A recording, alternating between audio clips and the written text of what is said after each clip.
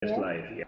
Hello, this is Jeff, and I'm going to welcome everybody who's online to the webinar this afternoon.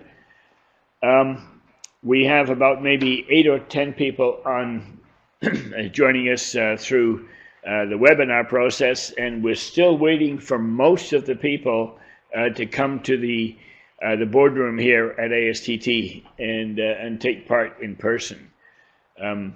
That hasn't actually happened yet. So we're going to give them another 5 minutes, and we'll start the webinar about 5 minutes from now. So don't go away, and we'll be right back. Thank you. Open now. Okay, the mic is open. We're live.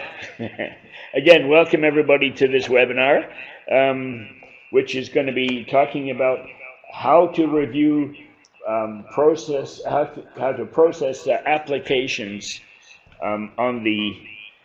I'm going to turn the sound off on my computer here so I'm not echoing. That's better. How to review these files, which maybe 5 years ago used to consist of folders of up to 3 inches of documentation, and we have since gone to the online application, and we're the only people in Canada that are doing this. Everybody else is still largely paper-based, and we've been doing this for 3 years now exclusively.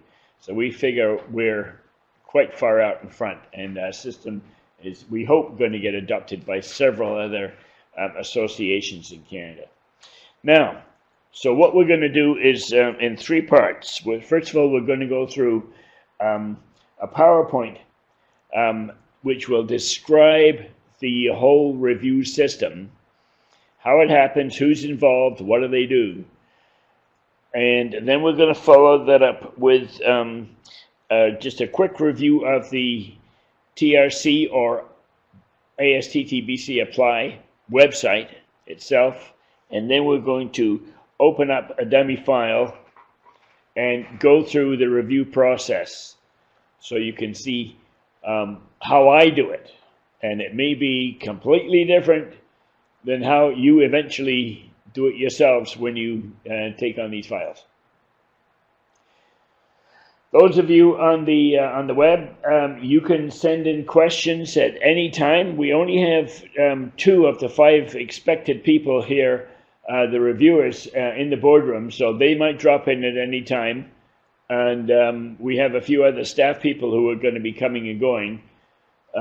So anybody who's got any questions at all, just go ahead and ask them. Ben's looking after the webinar process, and he's going to be able to field your questions and pass them along as we are going through the presentation. So with that, I'll start, and we're going to say that the application processing using this thing called Technology Registrations Canada, that's how it started out, is 6 different dashboard views, of which you're probably, as a file reviewer, only going to see 1. But we want to show you what goes on behind the scenes so you have a better idea where your work is being looked at. So the applicants, first of all, do a self-assessment. They have their own dashboard. All the applicants, as they're going through the application process, have real-time information about what the status of that process actually is, which is another great advantage over the paper file, because what used to happen is that people send in documents and it would go into a big void. They wouldn't know anything about their file unless they actually phoned the office and took up somebody's time to go and get the file. This way, they can see what the progress of their file as it's being reviewed, where it is. Secondly, the registration staff, they have an extensive dashboard with all kinds of bells and whistles, which we're not going to look at during this presentation. But believe me, it's very thorough and very efficient. They can tell if anything is missing. They can tell if anybody hasn't sent anything in on time. They have all kinds of deadlines that they can set. Alarms go off. They can manage it really closely, and they do manage it really closely.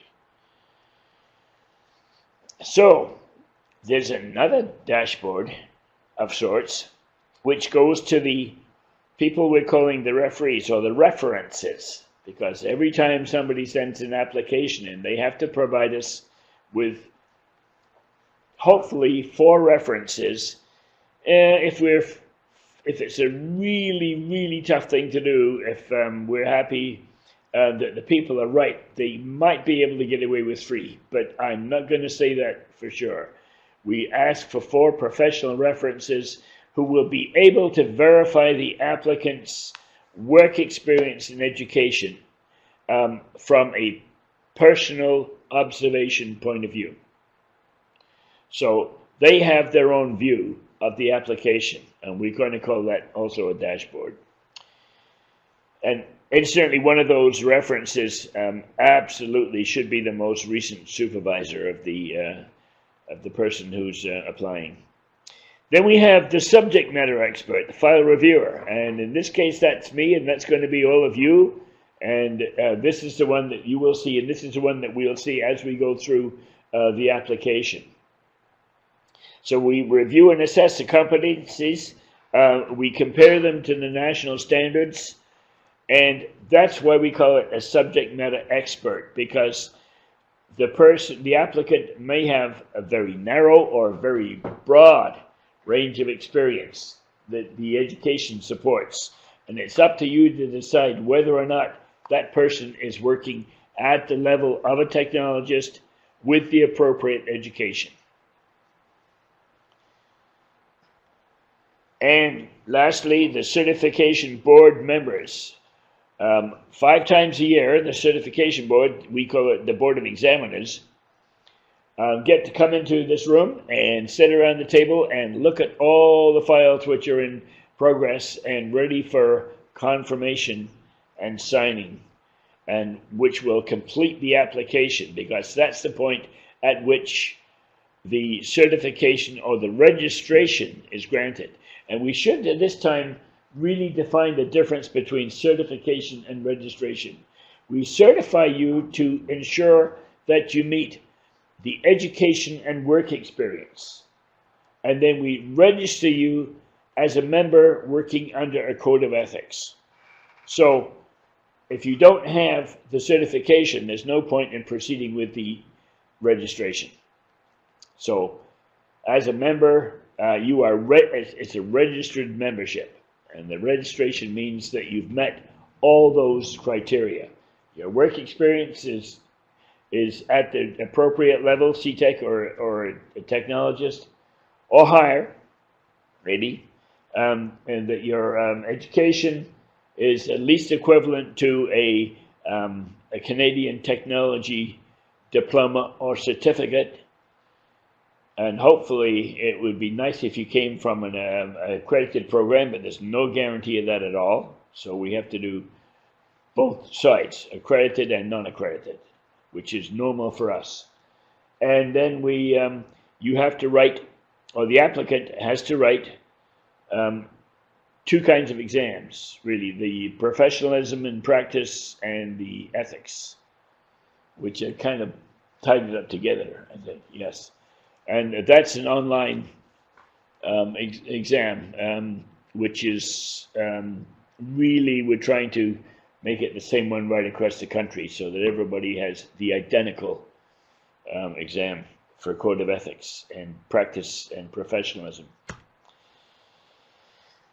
And lastly, the chairperson enters the final approval for all the reviewed files which have been A, reviewed, and then B, reviewed for a second time by people who, like yourselves, who are going to be reviewing. So it's not just you that sees it.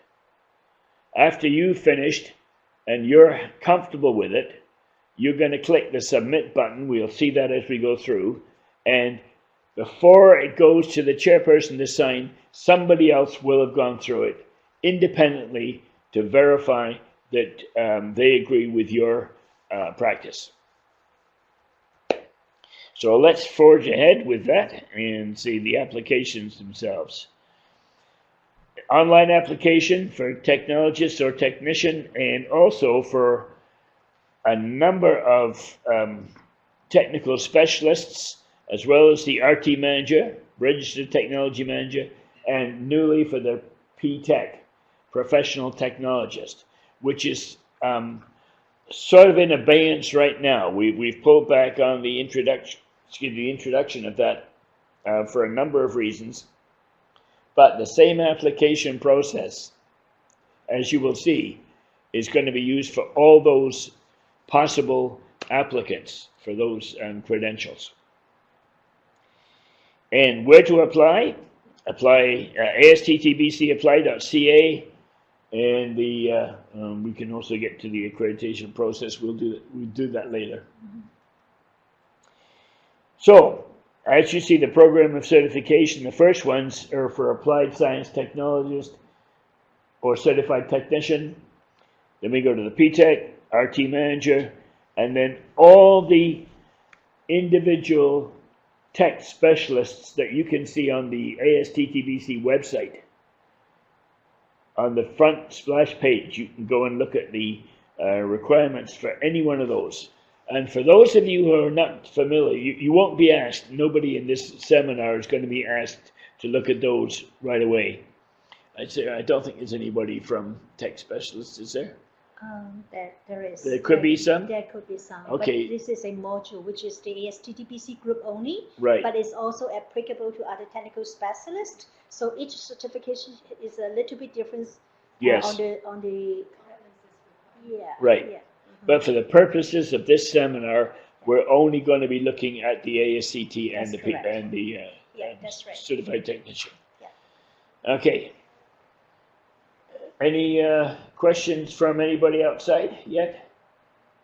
Nobody's questions, but only technically.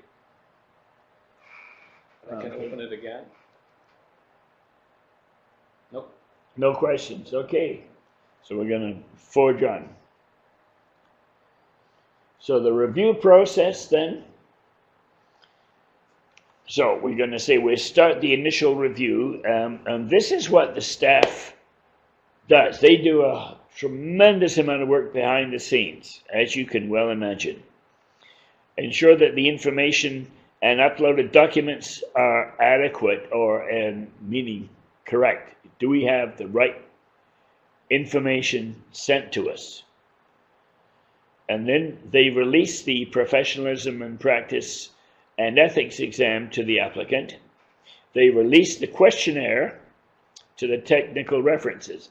And this presupposes that the applicant has gone through and done a full self-assessment against the appropriate national standard or standards if they are doing more than one. And then the staff individuals set the custom alarm to follow up. Make sure that the technical references actually do come back. And I don't know how long you normally give them, a month? 3 weeks. 3 weeks.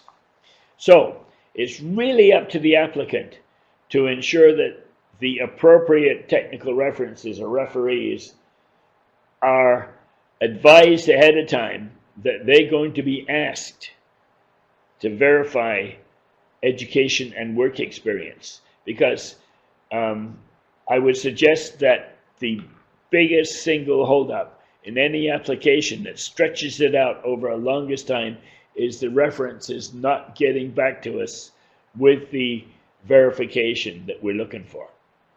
So the applicant, it really is up to them to make sure that happens.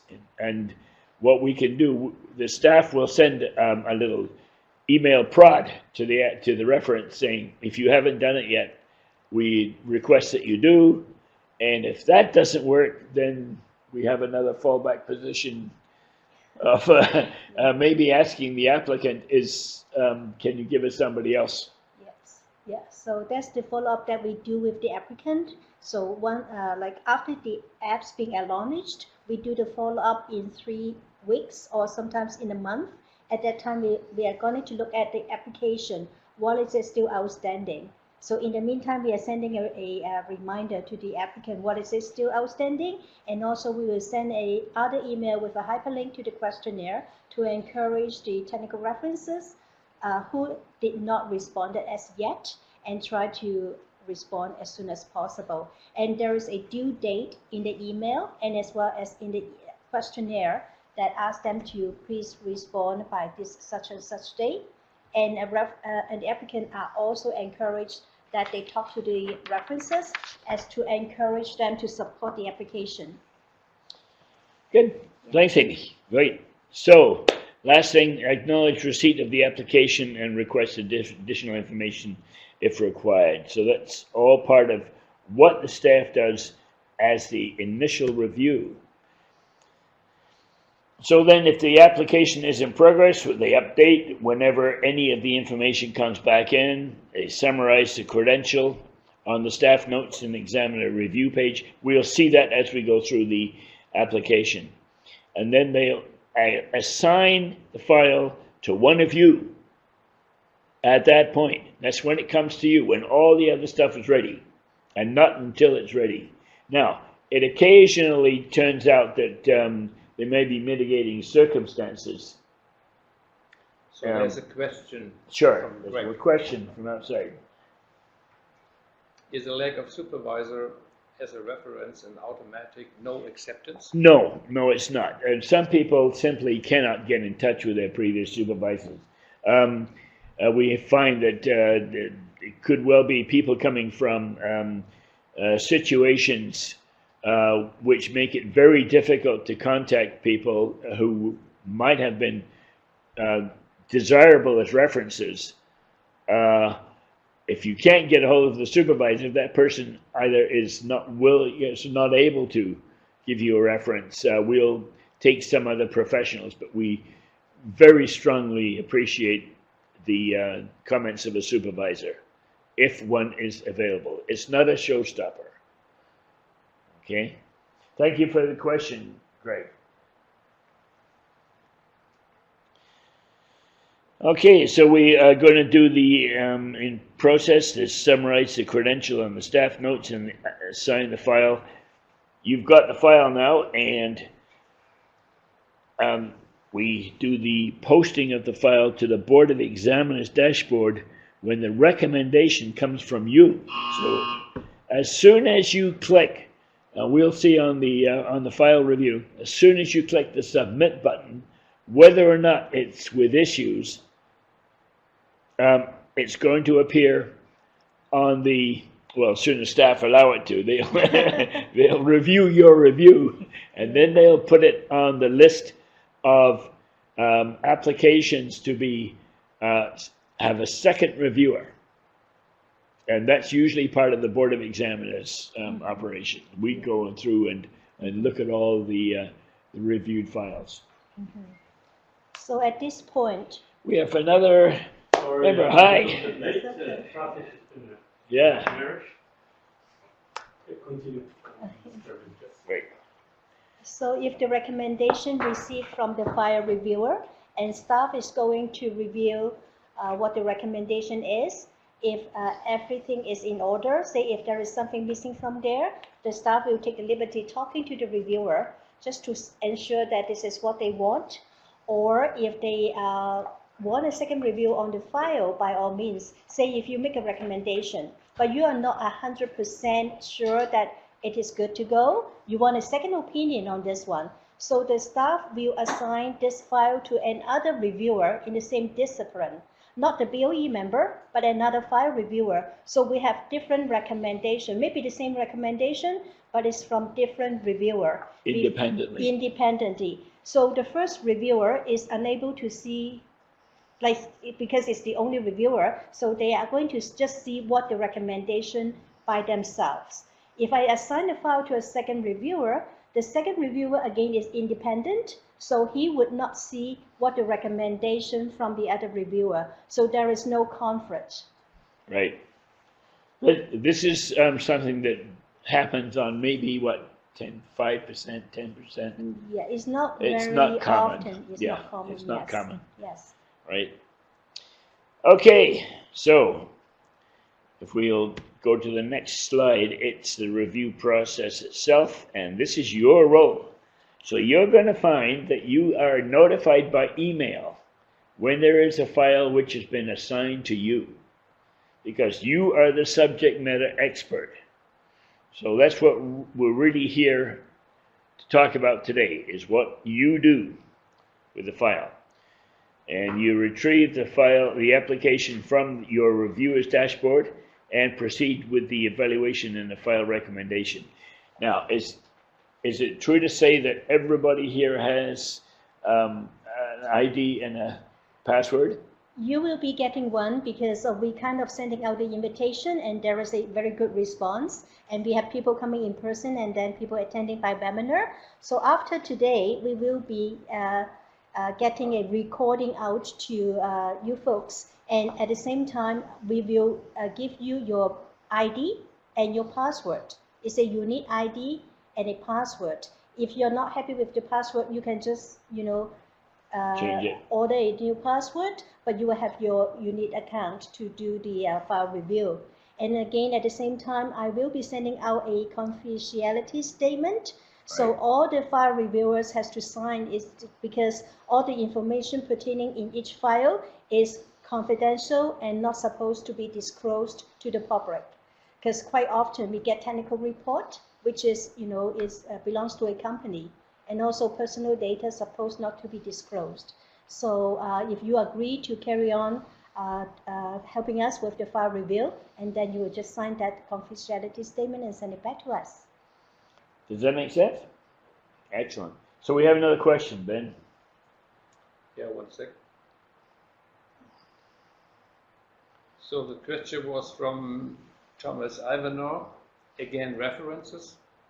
Multiple application involves difficult to have individuals to do multiple forms. Multiple application involves difficult to have individuals to do multiple. Not altogether sure what that means as a question, Thomas. Can you rephrase it and send it back in again? And I'll keep going on this, and we'll wait for your response. Yeah. Or maybe I can add something to there, if you wouldn't mind, Sure. Jeff. Yeah. Now, for the staff, when we get the application file in order, we are going to ensure that all the reference information are there. Some applicants may have difficulty in getting references, but we will communicate with them and try to help them how to get the references. But at some point it's not able to happen or unable to happen, then we will make the notes to the reviewer. So when you are going to see a dummy file, what the staff notes look like, and this is the first thing that staff is going to introduce this file at a high level. What is that you need to focus on? Say if that is an issue on the reference, then we will put it there, and the examiner already have a head up. What are they going to see the references? Why is it not sufficient? And why is it less than the 4 references? Something like that. So if an applicant has difficulty, that will be on the applicant side. It's not on the reviewer side. So as a reviewer, you have everything that you need. We try to make it really clear there are no surprises. Yeah. And the only people who get the surprises are the staff folks. And they deal with it in real time. And we get the edited versions, which is a good thing. So we proceed with the, you get notified by email that there's going to be something on your dashboard to review. And away you go. Retrieve the application from your dashboard after you've logged in. And then click on the review button and start the process. So the process, and I'm going to go through this pretty quickly because we have a live one, a dummy, but we're going to go through that, and I think that's one of those things where a picture's worth 1,000 words. So this is really how it goes down. And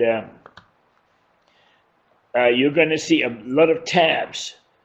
on the top. The review, the personal, the education, employment references, competencies may be generals, and we'll talk about why they may not be there, and the PPE results and some attachments, and then probably the review again.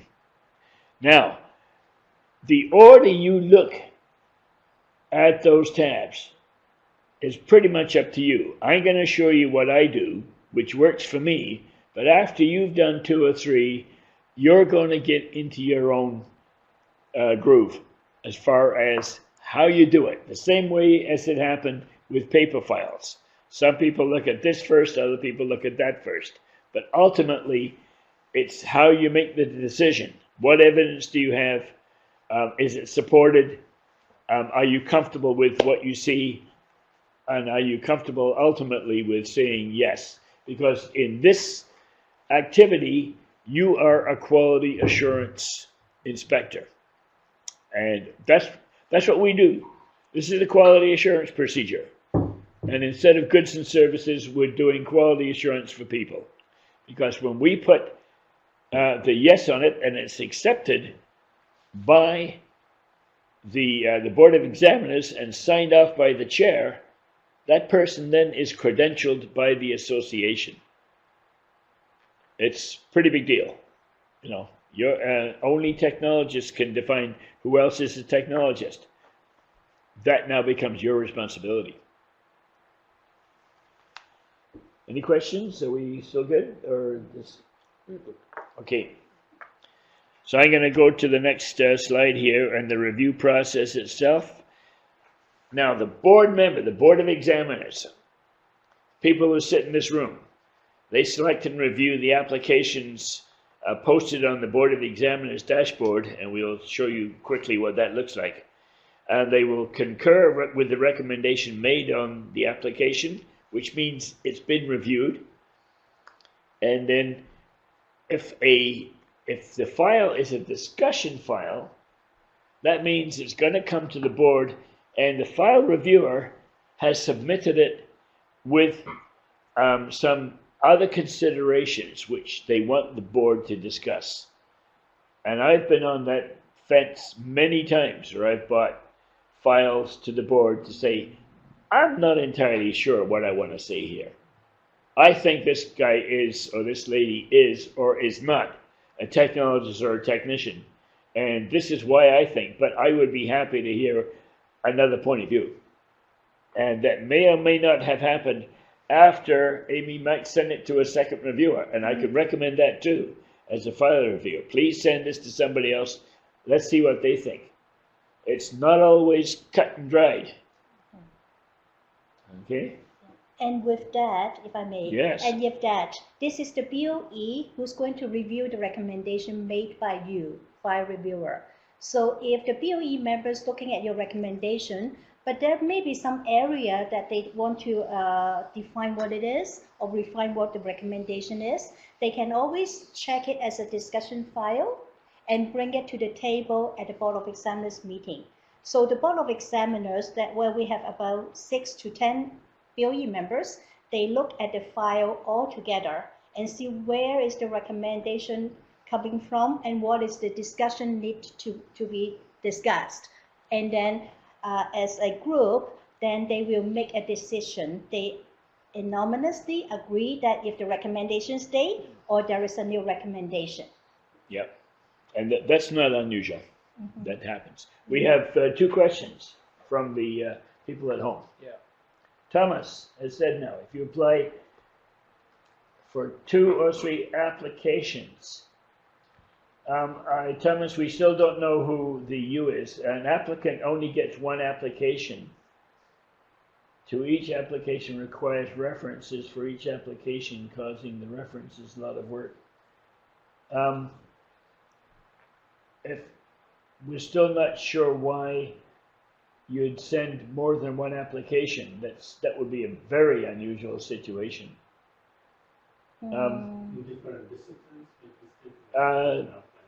Yeah, but we still only need 4 references and maybe 5 competencies that they have to, 6 competencies that they need to.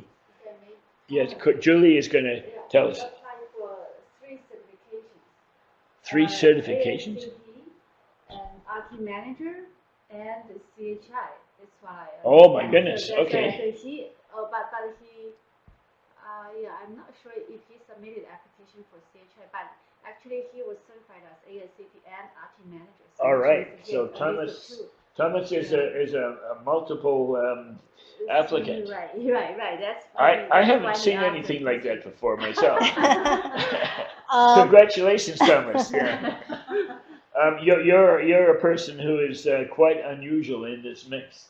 No, I think there another guy who is Michael Levin. He's a CTAC and RT manager, and right. Both applications are perceived by separately, but with online tools. Right. Okay. Yes. Okay. I may add something to that, Thomas. Now, for individuals that they are applying for different certification, they are all online process. However, if you have the experience as well, we were helping you with your certification, if I recall. When you submit an application for technologists and technicians, there's one application. So you created the account and then you apply for this certification. While you want to apply for the RT manager, and then you will create another application, but using the same ID. But then you have 2 applications under the same account, and each application is linked to the other. So there is a link button. When we get to the file, I'm hoping to show you there is a link button. Right. And with this link button, examiner or reviewer, they are able to see the other application file. Now, for new file reviewer, when we release the file to you, probably is a very straightforward file. But I'll give you an example. If an individual is a graduate technologist, okay, and then he's a member, he has an online application processed. We just have one yesterday that is approved. And this individual is a graduate technologist, approved by the board. And then he has all the competency being reviewed, recommendation is there, upgrade program is just asking her to have 1 year of technologist work experience. So next year, when she's satisfied with the upgrade requirement, she will go on to her account, log into her account, and create a reclassification file that will be linked to her original apps. Okay, so reviewers are able to see what is that they need to do is the reclassification file, but they are able to push the link button to see what the other application is. Same here, if I'm reviewing Thomas' file, if you are applying for CHI, if I'm the reviewer and your file is ready, and I review your CPI or CHI application, but at the same time, if you properly link your ASTT file, as well as your RT Manager file with your CHI application file, I am able to see your other certification file with all your credentials that you submitted. So, yeah. Does it make sense? And Edna has a comment here too. I'm just wondering whether or not Thomas is wondering about having 4 references for one application and then 4 more references for another. I think that's kind of what he was saying, or do you use the same ones? He may think if that's right. If I'm right, and that's because I think that's what I think he's asking. Yeah. Now, in that regard, each application competency will be different from the other. Technologist competency based on the National Technologies Benchmark, whereas your RT Manager competency is based on some standard, more like project management, or your CPI certification may be more likely based on the competency, how many, house inspections that you have done. Now, in that regard, the references are relevant to each kind of application. We don't anticipate that reference is able to verify in all areas. So I may have one individual that can verify with my expertise in this area. While I am applying for the other application, there is another individual that he can provide the information and support my application in that regard. You can use the same reference if the reference is able to attest in all areas. But this is your call to make, or not the reviewer's call, it's the applicant's call. Now, in that regard, it's more than in the application process for an applicant. Okay, so if I may, we'll just draw back, focus on the reviewing process. Right. We are talking about the reviewing process rather than the application process. If reviewer happen to know of any applicant that they have any question about the application process, by all means, give us a call, and Right. we will help the applicant as the same way we help you, Thomas, how you can get your certification approved. Right. Greg also asked just now whether or not we reject very many, and the answer is probably no. There's a few that might not get the registration they are looking for, but they will get a registration of some sort. Very likely. We don't have a whole lot that we throw out completely. That's rare. And probably staff would have found a way long before that happened not to have the application go forward anyway, rather than it fail. Just like the vote for the health bill in the States. So now we're looking at the chair role, and the role of the chair is to review all the discussion files and run the meeting and accept the application files posted on the dashboard. And I won't go through that very far, so that's me, and we're going to go with this demo.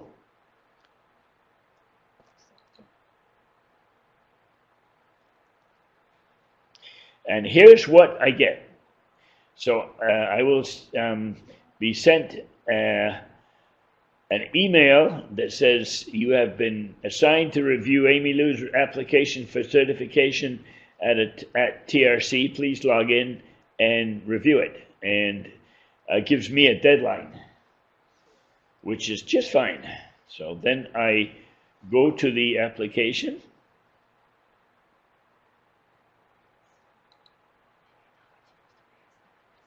And I'm going to say, I'm going to open my reviewer dashboard, and I might have a different name than this one. So this is going to be BCFR Jeff, and I'm going to open it with my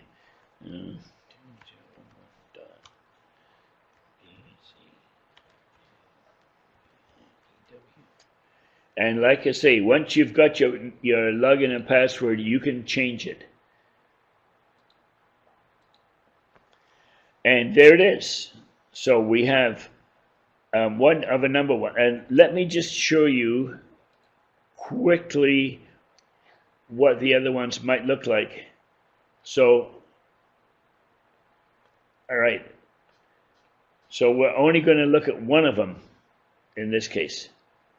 And this is going to be the one for Amy. So I'm going to unclick this guy so you can see as you go through. Maybe you want to refer back to what you did before.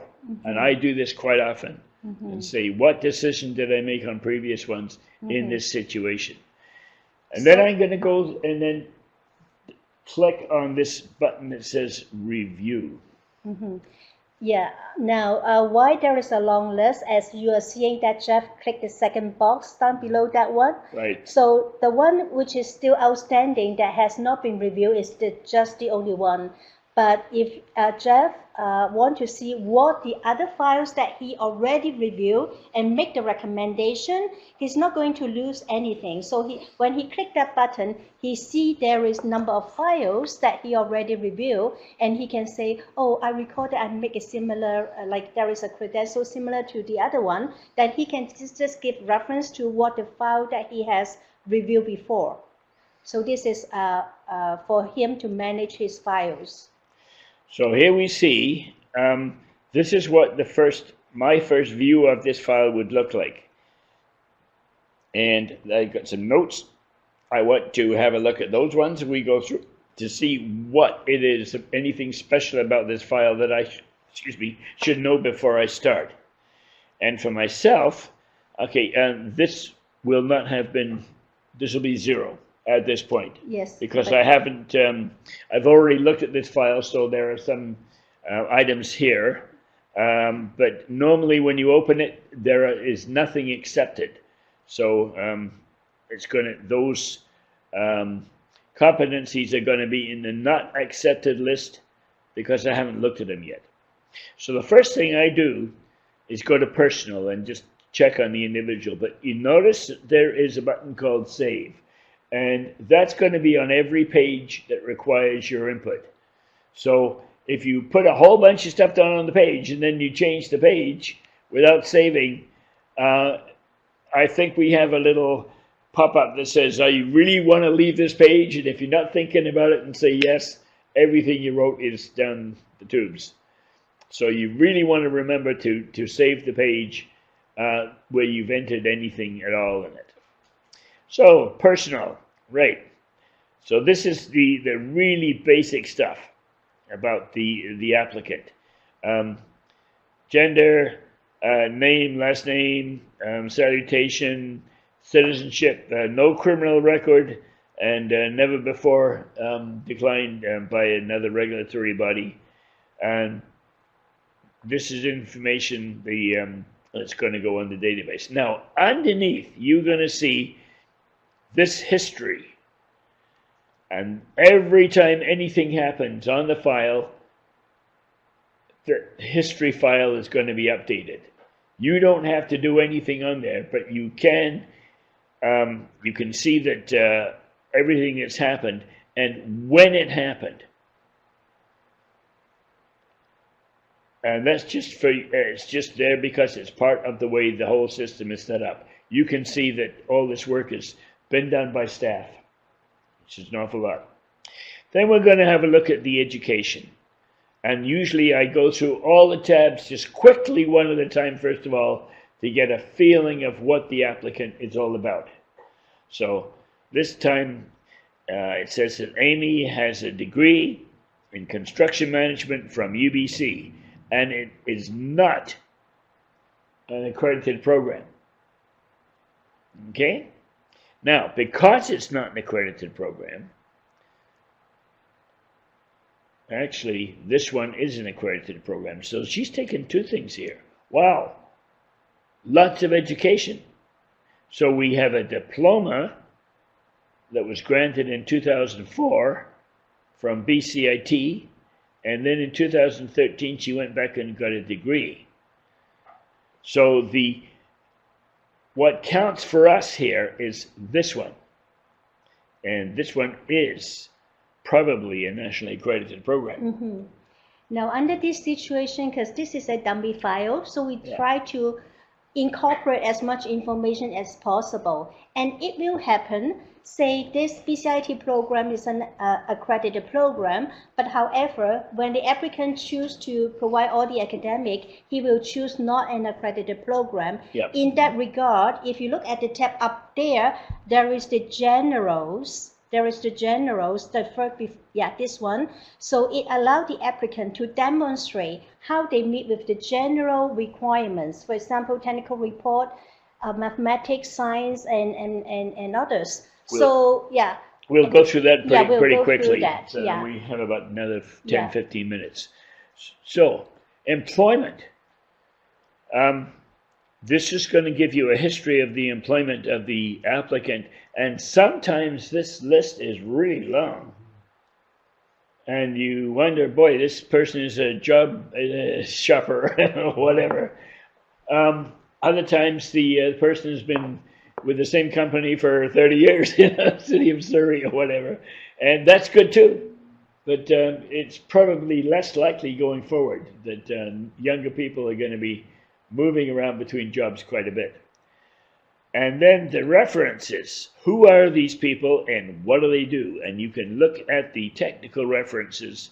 I'm going to go through and come back to those ones in a little bit. But the competencies that the applicant has selected during the self-assessment process are then supported by two things. Okay, we say ABO1 is architectural drawings, which means prepare a complete set of drawings for residential and commercial construction projects. These titles and the indicators of performance come directly from the national technology benchmarks. Okay? That's where the applicant has seen them. He's clicked on the ones that he feels confident about, and they are then imported into this application. So he's saying, I can do all these things. And this is the education that supports those claims and the work experience that supports those competencies. Okay? And then the references said, yes, that works. Yes, that works. Frauke has no knowledge. She wasn't around when this was this part of the application was done. And Patrick says yes. And then I agree with that and accept it, or I can disagree. Okay? I say maybe, maybe not. And we do that for each of the competencies. We look at what they are, and you as the subject matter experts then have to decide, does this make sense to you? Is this reasonable? Do the references agree or disagree with these kinds of assessments? And I can click yes or I can click no. And you do that for each one of the competencies as they go through. So if you decided that you are saying no to this part of it, we strongly recommend that you put a little note there why you do not approve this claim. Maybe his description is not of that supportive, or maybe his education is shy from meeting this competency, so has a little bit of your description. Because we are hoping that this evaluation process is transparent. So we are going to convey that message to the applicant if they ask. Right. Now on this particular one, you can see several file reviewers. This is what it would look like if there was more than one. Yes. Yeah. So we won't bother going through that now because it's as new file reviewers, that won't happen to you right away. Yeah. Now so remember that the competencies are the technical competencies for that discipline from the national technology benchmarks. They also have the generals, and it's important that the generals are filled in if the applicant has not come from an accredited program. If the applicant does come from an accredited program, then the generals aren't on this list because that would have happened during the education in that program. So we want to know, can you write a technology report? Do you have the right math?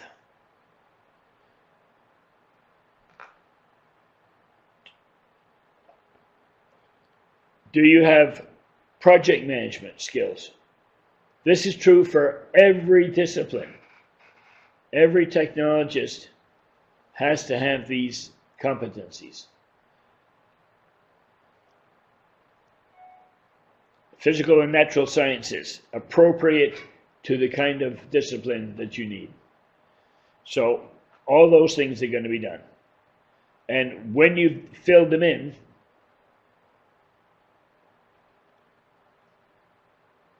we should see our save button come up somewhere. Now you may not see it. I'm not sure if it's a glitch, but if you look at the screen here, while you were at the previous page on the competency tab, Right. because you make some changes and there is the floating save button And there. there it is. But if you didn't really push the save button, it shows yellow. If you move to the other tab and you happen to know that, the tab is yellow, that means that you didn't save it. You made some changes, but you didn't save it. So while you push the save button, so it's gone. So now if you're working on your generals, when you push any button, see if there is a It save should button pop there. up the save button. Yeah, the save button is not here, so I believe that it could be a glitch on this particular one. It's Right. supposed to have a floating, There should be a save button same come up as on the that other too. Right. competency. Okay, and then we're going to look at, just quickly go through the results of the PP&E exam. They will be on there, and the attachments. Now, each one of these attachments have been uploaded by the applicant. So we want to see a diploma, we want to see a transcript, we want to see identification, and if they're missing, staff will have noticed that beforehand, before the file is sent to you. So everything on here is everything that's available and from the applicant. Sometimes the applicant simply doesn't have all the documentation that they need. And then it's going to be, the staff will have noted that in the notes at the beginning of the file, and it'll be up to you to say, even without this documentation, is there sufficient evidence that this is going to happen? Now, each one of these things, and I'm just going to click on one of them to show you what happens. We want to open that one to have a look at it, and it's the job description. We've got a dummy file in here, but that's what would pop up. And each one of these has got something similar to that, course description. Okay, you don't have to do any saving there, but when we go back to the review button, we have to save the journals. We can't do that yet. And now you can see that we've accepted those 4. And also, we did see a copy of the diploma. We didn't see a course outline, but we did see a transcript, and we did see a technical report, and we did see a job description. And you may not want to make a comment in there about it. Okay? So, I'm happy that this file is good to go for technologist. So I'm going to click the technologist button, and I'm going to say discipline recommended. It's going to be building technology.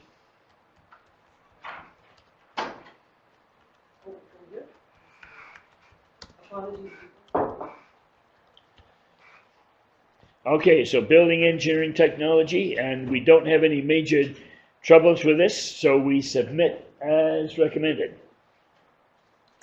And it's going to say, doing this, it's going to take it off my dashboard. I can't get back to it. This is the last step. If I don't want to do it, I'll hit cancel and then just go back and save at the top here. And then leave it until tomorrow, till my head's straight. All right? Because, or I might have got this far and I said, I would really like to see that transcript. Let's make another effort to contact the applicant to see, is that available, or is he just being lazy and not sending it to us? As the file reviewer, I may want to see some of that stuff. I may want to see a better technical report. And I'm going to bring it back to the board and say submit with issues. Okay, so one of those two things is going to happen. Now, it's quite likely that all of you as new file reviewers are not going to get any really complex files. You're going to get what we call, for the first couple anyway, we hope, slam dunks. That they come from accredited programs, that the supervisor says, yeah, they walk on water, they're incredible technologists, they should be professional engineers, but they're not. Everything is going to be good. Now, that may be good for 1 or 2 files, and then you'll start getting difficult ones. There is one part I want to draw to your attention when we are getting back to this page. While you recommend a technologist, let's move up a little bit here. So this part of the information, you are recommending a technologist, but in case, if you are recommending just a technician, so rather than technologist, you will click technician, and then on the other side of it, and there is the recommendation, we classify from technician to technologist in the future. So if you see the wording just besides the reclassification requirement, that's the upgrade program provided. If you want to provide the upgrade program, you will check technician to technologist in the discipline, and below in the text box, you will describe what is it required for this individual to be reclassified in the future.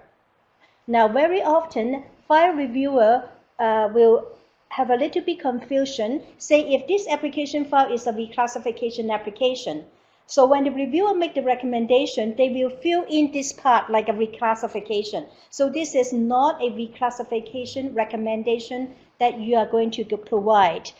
Every application is the recommendation you are going to make on just on the right-hand side of the screen.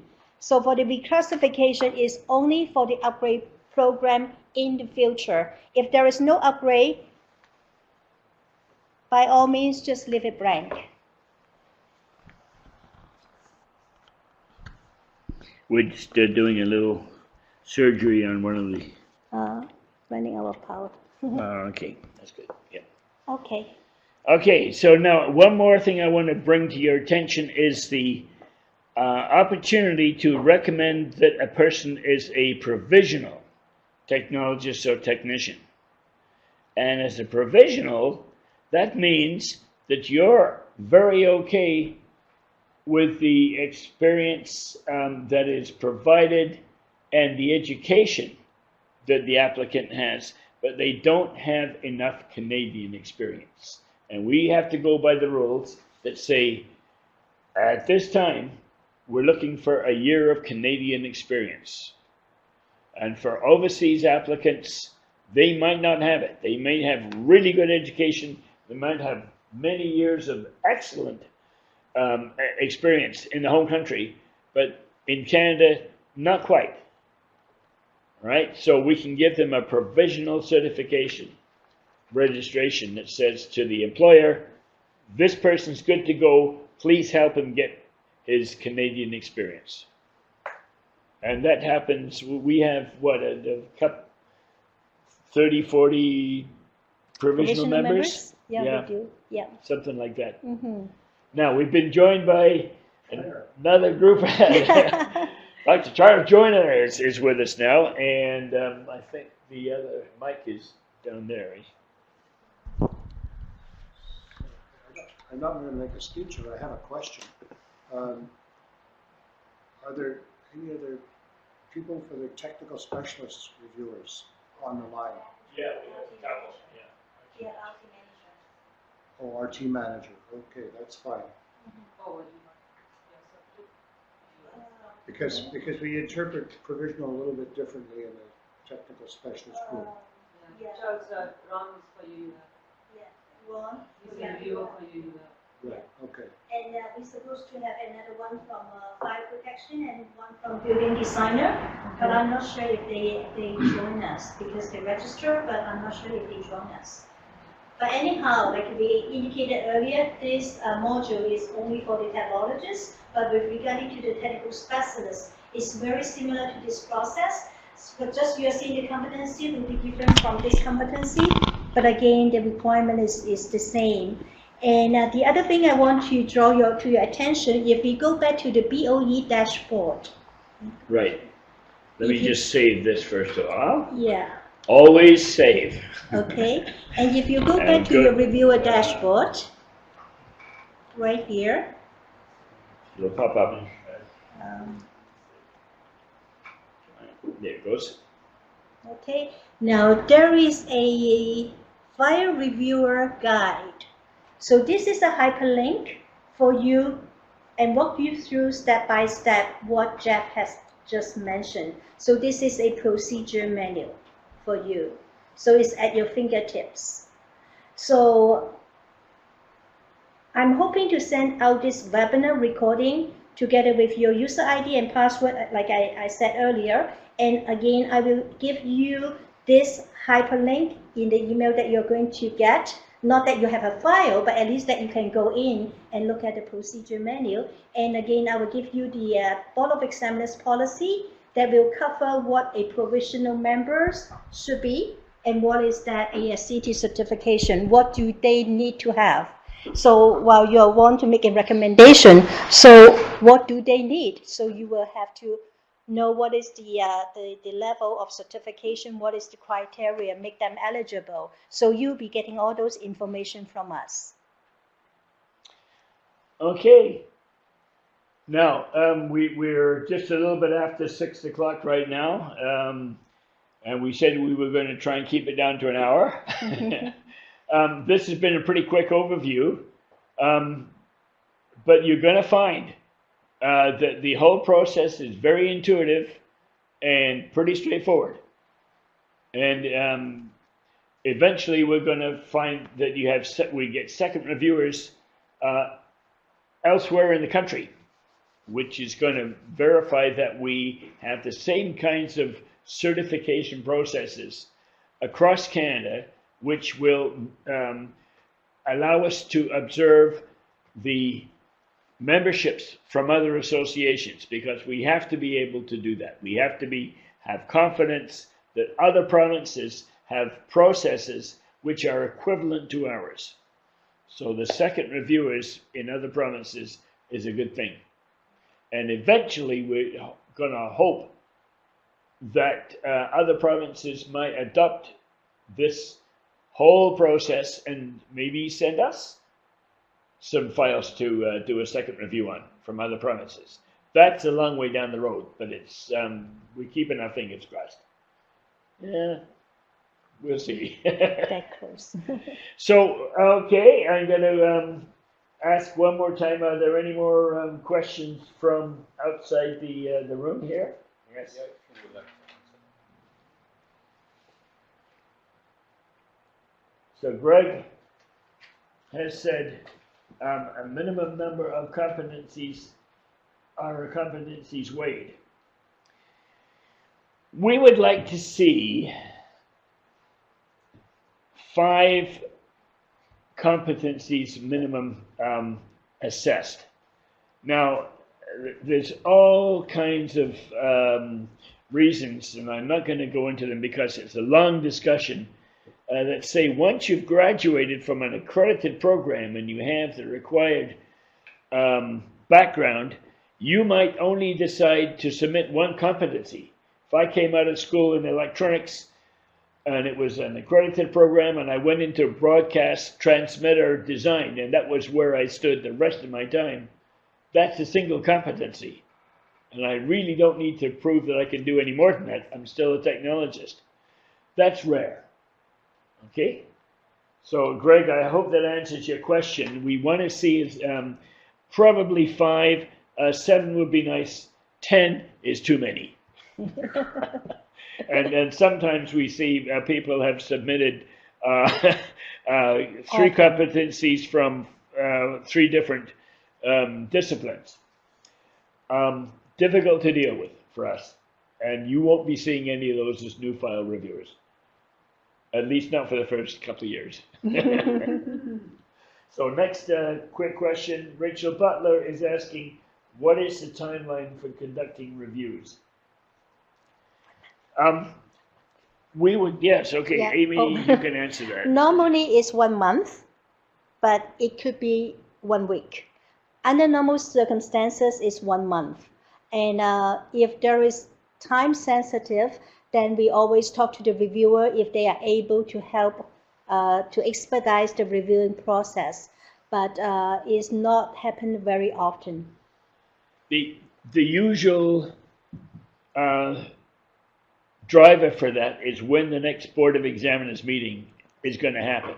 And we want to make sure that all files that can be complete and can go to the next board are going to go to the next board. Because if that's not the case, if you dilly-dally and don't review the file, it's going to be another 2 months before that person gets their registration, which is not their fault, it's our fault. We don't want to be the holdup.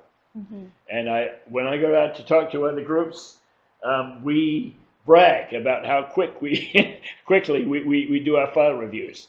Engineers quite often take a year. They try to get it down, guarantee 6 months. That doesn't always happen.